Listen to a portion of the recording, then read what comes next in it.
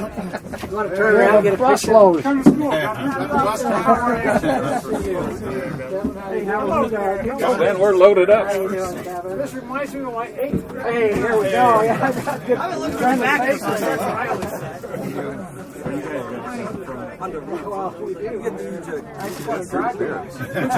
going to be Ralph Cramden? It looks like quite a crew. Hey, be careful. Be careful. That's why we voted for a smaller man.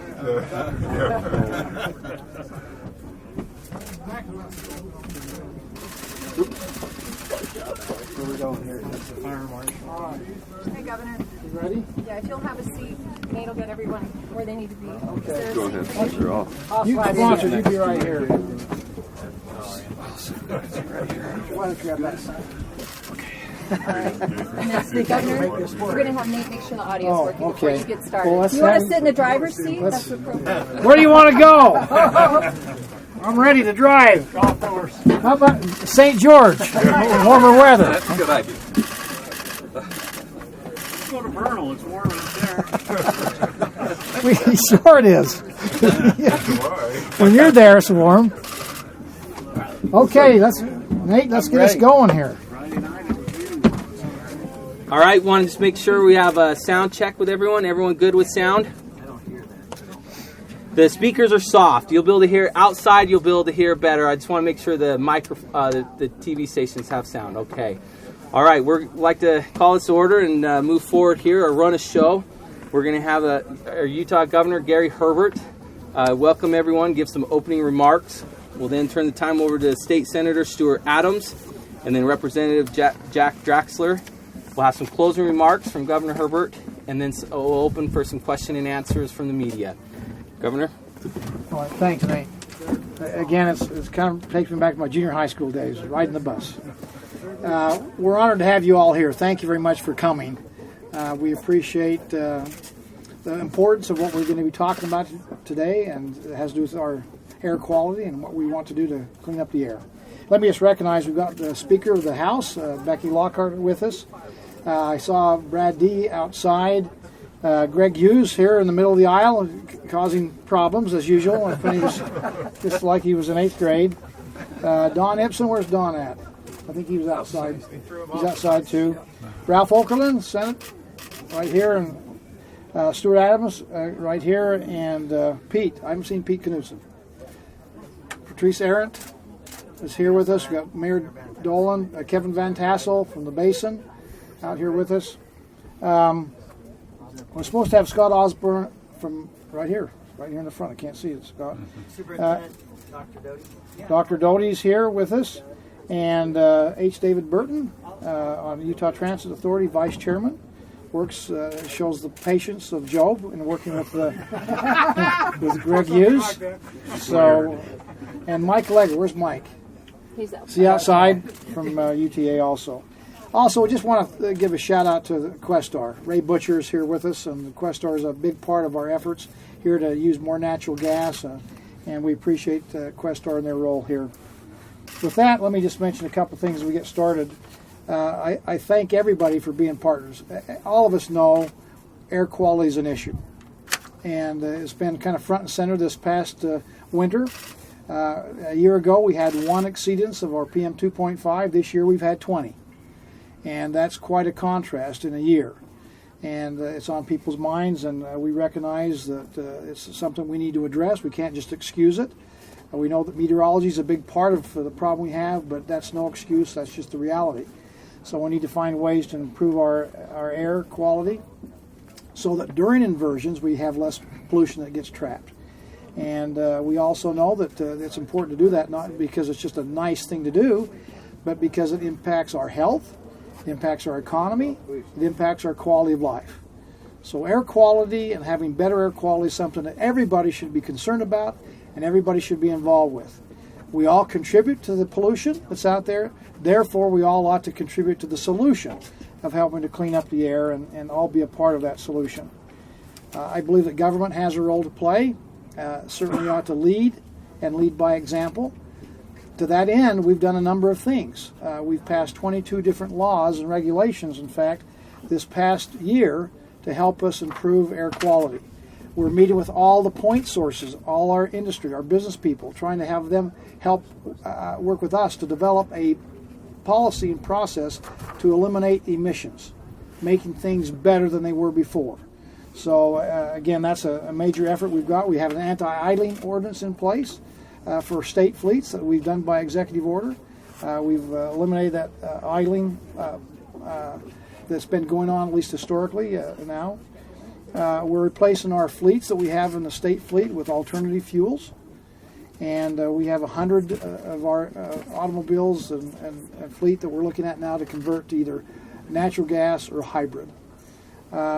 Last but not least, we've directed our cabinet members to take a look at their own travel to see if they can be travel wise and how they get around and utilizing our fleets effectively, and see if we can do more telecommuting and help if we can find efficiencies and reduce the emissions that come out of each of our cabinet offices. So we've got some significant efforts that are being put forward out there, and we appreciate others who are joining with us on this. Jordan School District, for example, is doing some good things to help, and we thank you for loaning us the bus here today to use this as a prop and a demonstration.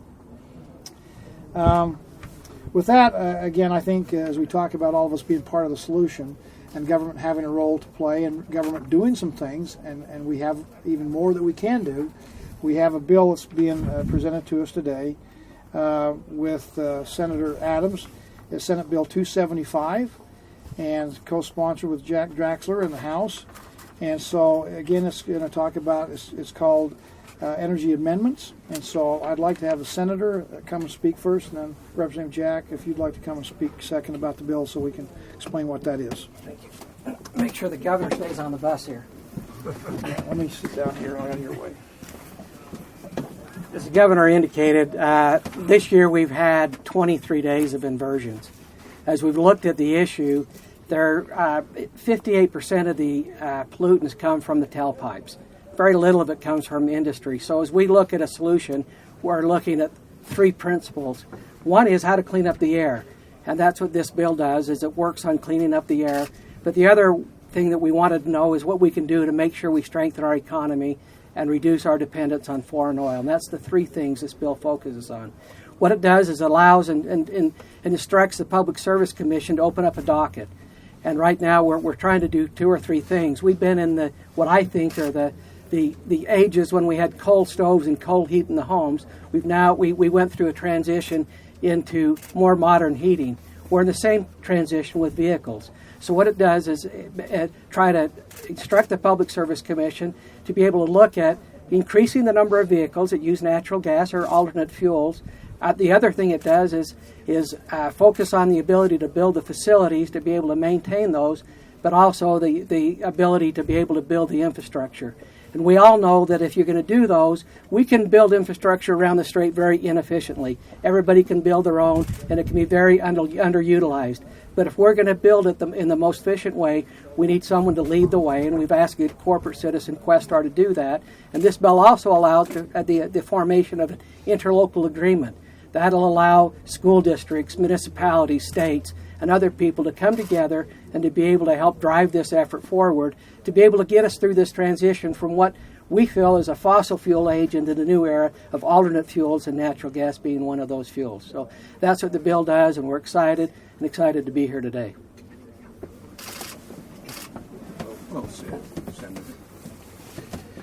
Welcome to everybody being here. I'm so excited to see this many people who are excited about this. We know that our constituents are concerned about air quality. I just wanted to explain a little bit about natural gas as a fuel. I've been on the natural gas bandwagon for about 7 years, and there are three barriers to getting where we need to be with better utilizing this homegrown fuel that is much cheaper, much more abundant, doesn't rely on imported oil, and is really friendly to the pocketbooks of our people and our businesses. One of those major barriers is cost. It costs more to convert a vehicle or to buy a vehicle already from the factory that runs on natural gas. And yet we've studied it, and in less than 24 months that extra cost can be amortized and because of the tremendous savings in fuel costs. Also, vehicles last longer, engines last longer when they run on natural gas. And so we're eager to help Senator Adams' bill through so that it can address the cost issue. And then we have some past perceptions about natural gas. Years ago, the very first natural gas vehicles had a few problems, but just like with every technology in our society, natural gas has come a long way. And our vehicles, both cars, trucks, and then heavy equipment, can really operate very efficiently on it now. So we're excited about it. I can tell you that it's feasible. Utah State University just got a major award for an electric bus that they use. But it wasn't mentioned that every single one of their other buses in their fleet on campus runs on natural gas, and very effectively, very efficiently. So thank you for your interest. We're going to make a difference, and it's one tool among many that can improve our air quality. Thank you. Hey, Pete. How you? Good. How are you? Senator Knudsen just joined with us here. Pete, oh, thank you. Thank you. Let me just kind of sum this up, and then we'll open it up for questions. One of the great things about today is we have new technology. Things that we didn't think we could do before, we can do now in greater abundance. And we can develop our energy resources, for example, in much more environmentally sensitive ways. Hydraulic fracturing has allowed us to develop our natural gas resources in ways we never have dreamed possible. We have a lot of natural gas here in the state of Utah, and more natural gas around the country. It's clearly the fuel of the future. It's something that I think we all appreciate because it's a cleaner burning fuel. It gives better performance. It's less expensive.